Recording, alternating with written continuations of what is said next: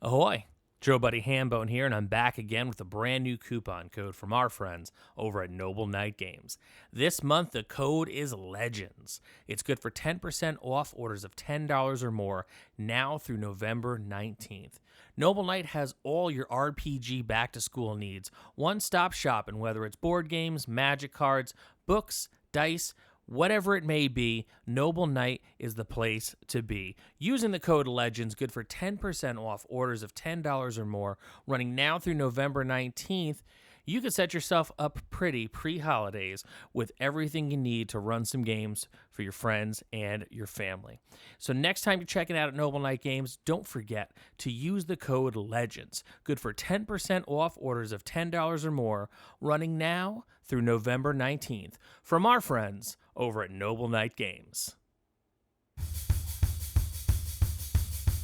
This is the Vintage RPG Podcast, your source for the best in classic and contemporary RPGs.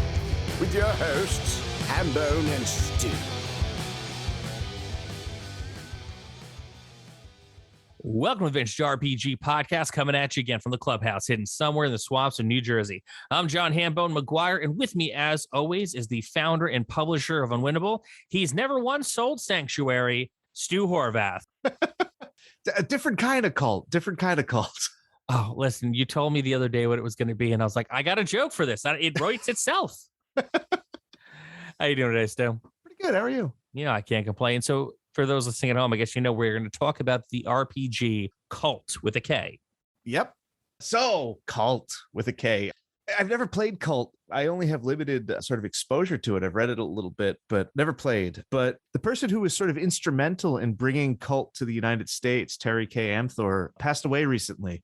So the Cult's really been on my mind. Terry was one of the founders of Iron Crown Enterprises, one of the very few out gay RPG designers in the early 80s, creator of Shadow World, and basically founded a company in 1993 called Metropolis Limited to bring Kult from Sweden and translate it and get it to American audiences. And it's sort of a big, important game. It's a bummer that Terry Amthor is no longer with us, because one of the greats in the field, I think. Yeah, it is always tough, man, because you never know when it's your time to go. And you really do hope that your legacy will be solidified by great works. Again, Amthor didn't create Kult, but he was instrumental in bringing it to American audiences, which I think is one of the really important games of the 90s.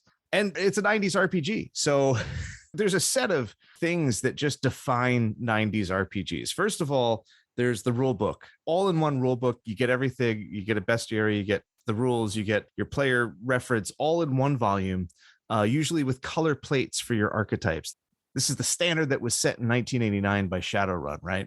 And basically, almost all of the 90s RPGs of note kind of follow this template to some degree, and Kult is no different.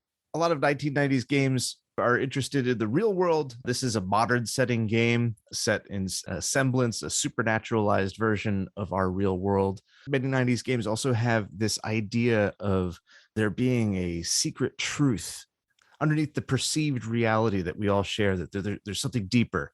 This is sort of like a manifestation of like all that pre-millennial tension, right? Like so many games have this. Nightlife has it. Shadowrun has it. Vampire the Masquerade, Over the Edge, Underground, Planescape, Delta Green, In Nomine, Unknown Armies, Continuum, Nobilis, even kind of like Rifts and Torg sort of are like what happens once that truth explodes out, right? So like all of these games are sort of playing with this idea. And Kult sort of plays with that through some real world mysticism. The idea is that the demiurge is sort of like this, false creator of reality, and has constructed reality to sort of keep humanity from realizing its inherent divinity, right? And that spins out of the old ideas of the Gnostics. More recently, you could sort of like look to the Matrix or Philip K. Dick's Valis. A lot of Philip K. Dick's stuff sort of works on this same level, that this greater existence is possible and that we're sort of living in a lie. So there's this demiurge in Kult, and he's created the world to keep us bound, but he's disappeared recently. Sometime in the 1800s, he goes missing. Just whoops. And because of that, because he's no longer directing things, the illusion of reality is starting to unravel, and there's a greater chance for humanity to sort of escape. That's sort of the big picture of what Kult is about. Of course, though, it being the 90s, it's very gritty, right? And it's got like the edgy vibe that is so kind of definitive of the 90s. Edginess and grittiness kind of exists on a spectrum. I like to call it the Toxic Avenger English patient spectrum. Both for mature audiences, not both mature. You know what I mean? Completely. I think a better spectrum for this particular instance is more of a comic book one, where you kind of put Faust on one end and like Sandman or Watchmen on the other end. Whereas like Sandman and Watchmen are sort of more adult and less silly, whereas Faust, is silly and gory and lurid and like not serious in the same way. Like Faust is never going to win an Oscar or an Eisner. And Kult is very much of that kind of like, it's a horror game. And I would say that like, this is the one that sort of, if Call of Cthulhu takes its cues from H.P. Lovecraft, Kult really takes its cues from Splatterpunk and Clive Barker. The Hellraiser stuff is such an obvious sort of influence that, again, with the idea of there being, sort of a deeper truth to the universe, that's revealed through using Le Marchand's box and all that. But also like Hellblazer, John Constantine is sort of on this tip, that sort of urban street magic vibe. By urban street magic, I mean like actual real magic, not David Blaine. I don't see David Blaine really surviving the Kult world very, very long. And there's just a general sort of desire to mine sort of mature lines of thinking. There's deep sort of misanthropy and bleakness just built into the setting. Like there's not a lot of hope here. It's a grim kind of, I don't know, it's of the 90s.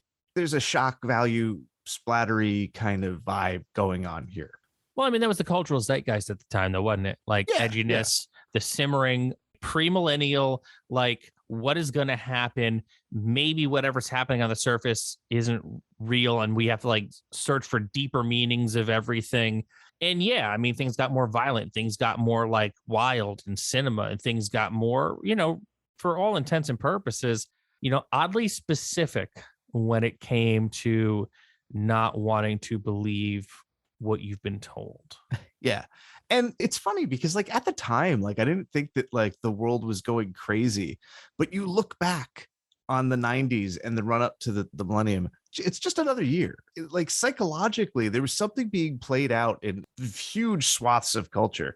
You can see it everywhere in the 90s. Once you know what to look for and once you start seeking it out, it's everywhere. And Kult in a lot of ways really typifies a lot of that 90s stuff. There's all sorts of cool cultural touchstones. There's quotes from movies throughout the books, quotes from lyrics too. So like there's like a really great cross section of 90s goth and industrial stuff, which is always like in my wheelhouse. Like any role playing game that quotes Sisters of Mercy is okay by me.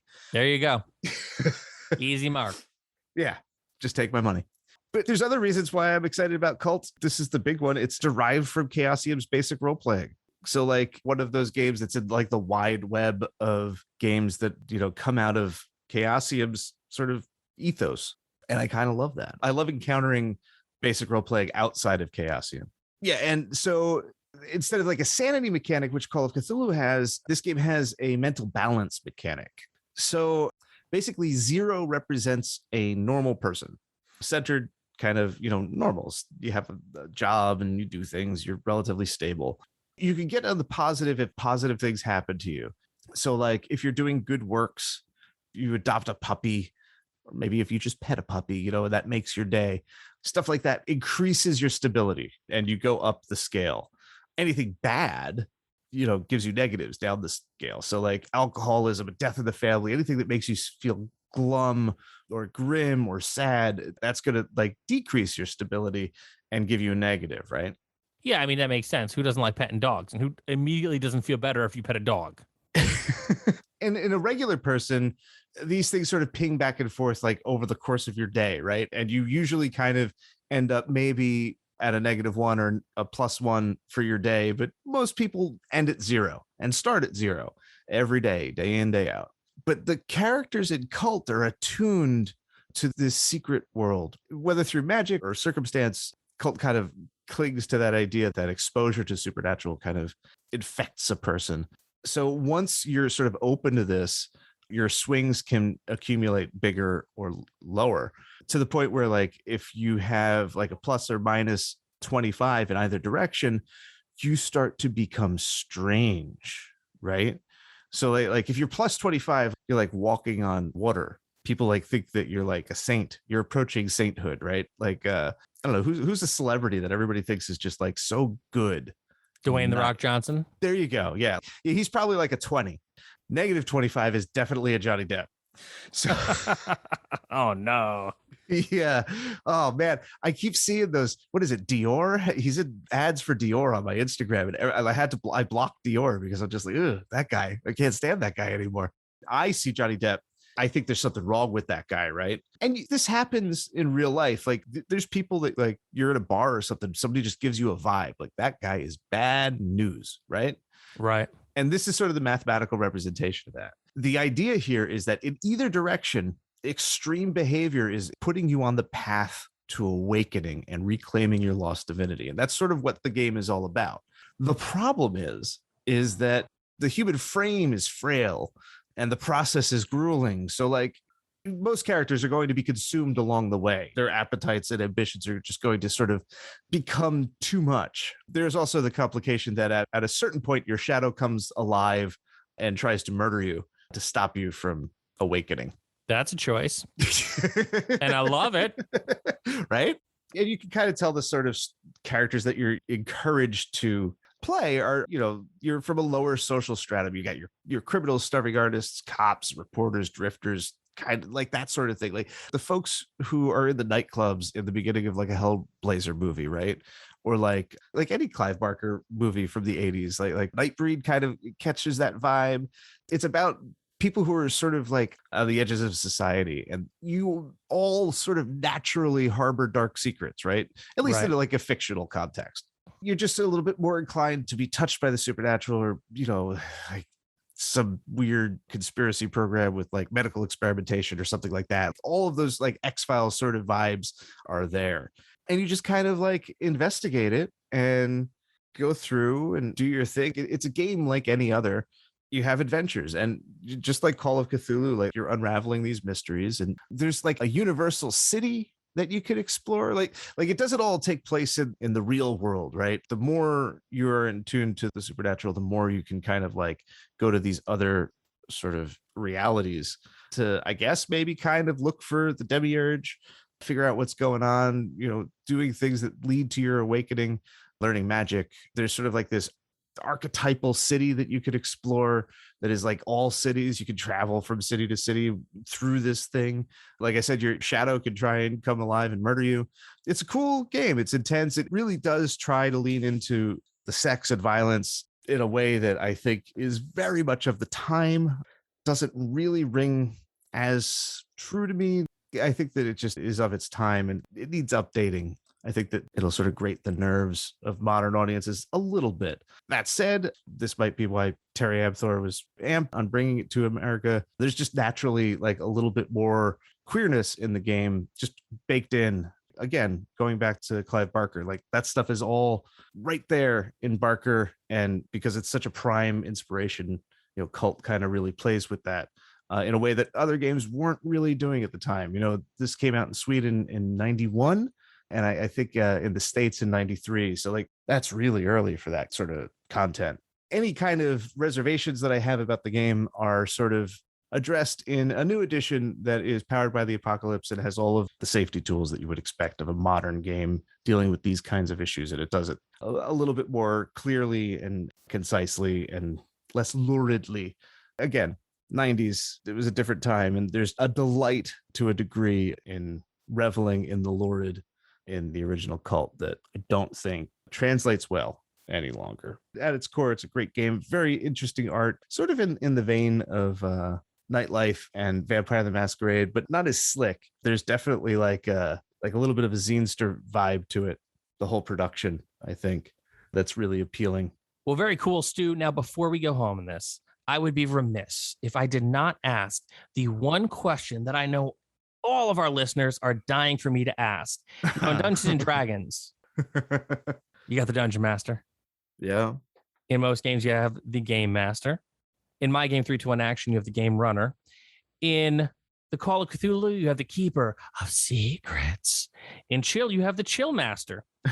In Kult, is it a cult leader? Oh, if only, Hambone. If only. What is it? The generic old Game Master. At least in the rule book that I have. They might have changed that in the supplements or a later edition. I feel like they're leaving money on the table by not just putting it over the plate with cult leader. Right? Yeah. If you look at the cover, it's like Cult, death is only the beginning. On the border between terror and madness, dreams and death, you will be a Game Master. Yep. Phoning it in. Stu, do you have any final thoughts on Cult? I think that you should check it out if you are feeling nostalgic for the 90s. If not, and you still have an appetite for sort of a dark mystical journey into the souls of man and women, I would check out the new edition that is powered by the Apocalypse. I think that it's one of those games that modernization does a lot to give it the polish that we come to expect. Very cool. Well, this is another amazing episode of the Vintage RPG Podcast. Stu, where can the people find you? They can find me on Instagram when it's not broken at Vintage RPG, posting things about games like Cult. Unfortunately, I'm not posting about Cult this October, but you get some Call of Cthulhu, some Aliens, some Vaesen, Ravenloft, of course. Of course. Yeah. So that's what I'm doing. Very cool. You can find me on the Twitter and on Instagram at John McGuire RPG. I'm posting more these days to have something to promote.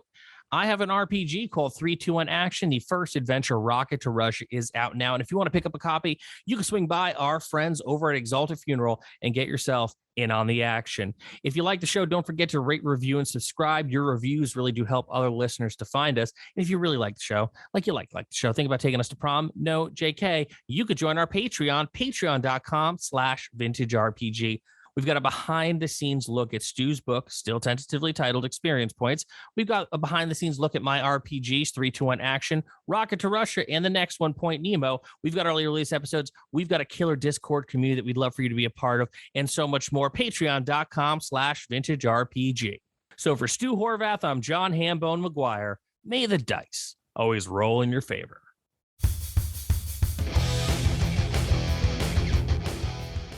Thanks for listening. Don't forget to like, review, and subscribe to the podcast. Every review helps other listeners to find us. The Vintage RPG Podcast is a ham-fisted production. Music by Dega West. Art by Schaefer Brown. If you like the podcast, you should also consider becoming a patron at patreon.com.